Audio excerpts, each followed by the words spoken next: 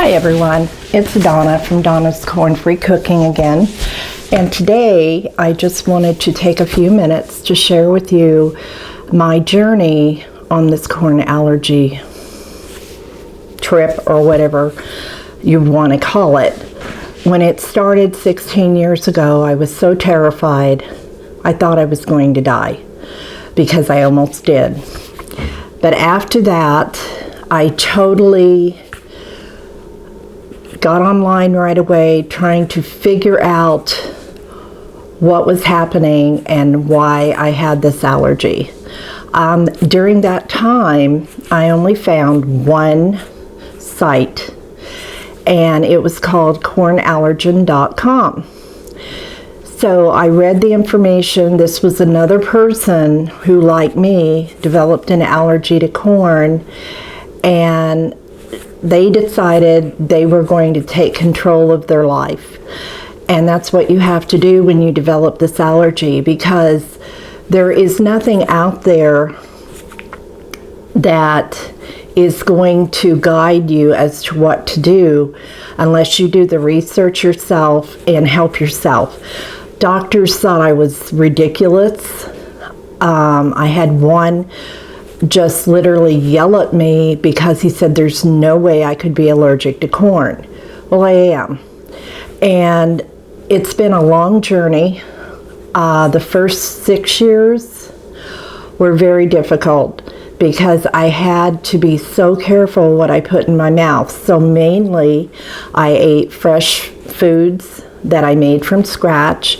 I had to buy grass-fed beef, open-range chicken, and fruits and vegetables that I was not allergic to. Since that time, I've developed a total of 9 food allergies, and it's not too bad right now because I know what I can and can't eat. I have to read labels. Every time you shop, you need to read labels. And on cornallergen.com, and I updated this in 2017. And this is a list of all of the corn derivatives that are in the products you see in the store. And it can get crazy, and you may feel like, I don't want to be reading these labels all the time, but you have to.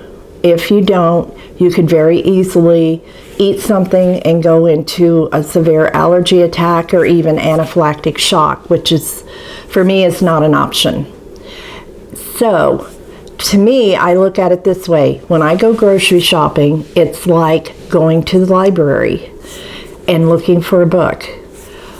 You pick that book up, you read the inside, front and back covers, and then you read the outside of it to see if it's something you would want. You have to basically do the same with all the food in the store. That is why I do so much fresh cooking from scratch. I always use pure products, which are like butter. It's just cream, salt, and annatto. I use Daisy sour cream, Daisy cottage cheese. Those Daisy products do not have corn in them. No corn derivatives whatsoever. And you need to carry that sheet with you until you're used to knowing what those derivatives are. You need to carry an allergen sheet with you that has a list of all those derivatives. You can go to livecornfree.com, and she has the list right there, and just print it out and take it with you. I basically use pure maple syrup, never use the maple flavored. That is corn syrup. When I do, if I was going to do a peanut butter, it has to be a natural peanut butter like Adams or Laura's Gutters, because they just use the peanuts and oil and salt. You have to really watch your products. I prefer to cook everything from scratch. It takes no more time than if I bought a processed package that you just throw together. It's better for you. It you know what you're getting, and it will help you to get through this journey. When I go to visit people, they usually have me bring 1 or 2 items so they can make sure that I have something to eat in case what they fixed does have corn derivatives. Some people that I go visit, they know my allergies and they read every single thing on the package and they make items that I am able to eat. And I think that's such a loving thing. One thing you need to know though, there is one derivative that you find in a lot of things, like different types of cottage cheese, of certain other things, or your yogurts, and that is xanthan gum. Xanthan gum is made from corn, and it is used to make plastic, especially your plastic utensils that you use for get-togethers or picnics. When I found that out, I was just totally stunned. I thought, that is why I'm reacting every time I go to a get-together and I'm eating with a plastic fork or a plastic spoon. I'm ingesting some of that xanthan gum and I have a reaction. So what I do is, if I'm going on a picnic, I take my own utensils with me that are washable. And if I go to someone's house and I see that they are going to use these plastic utensils, I ask them if I could have the regular utensils that you normally use, and they're always so helpful about that and very loving to let me do that.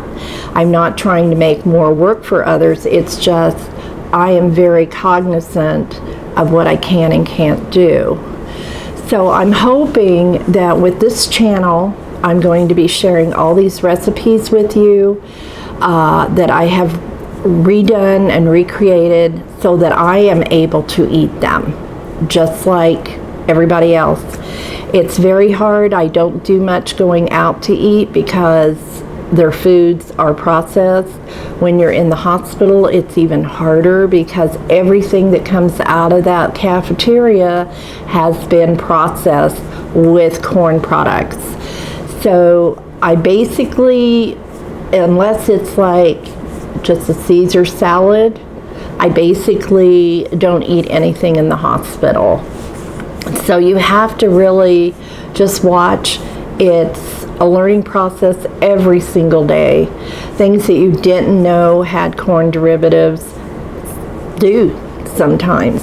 So you have to just really check things out and decide for yourself what you're going to do. As I said, you can go to this site. It's livingcornfree.com. It's a wonderful site. It's helped so many people. And there are, to be honest, there are thousands and thousands of people who have developed this corn allergy. When I developed it, I was one of very, very few. And now it has spread so far. We're actually a doctor's living nightmare. I know all of my doctors now are very aware. They are very good. There's very few medications I can even take because every one of them, or nearly all of them, I take that back, nearly all of them are bound with a corn binder of some kind. And when they tell me they want to try me on this medication or that medication, I immediately look it up online. I look up the inactive ingredients, and if it's on this list, I will tell them and I will not take it. So you have to be your own advocate in this situation. There is no cure for it. You just have to learn to adapt your life. And I'm hoping that I can help you on that journey by sharing with you all these yummy recipes that I will be doing every week.